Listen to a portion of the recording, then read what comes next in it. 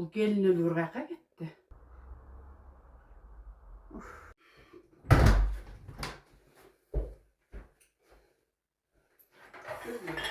İşte nasıl bura gösterip koyuyorsunmuş.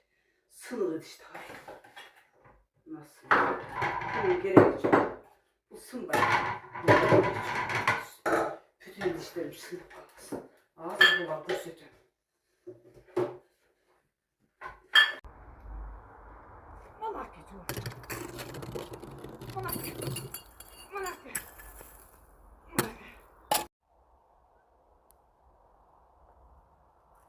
Ne oldu apa?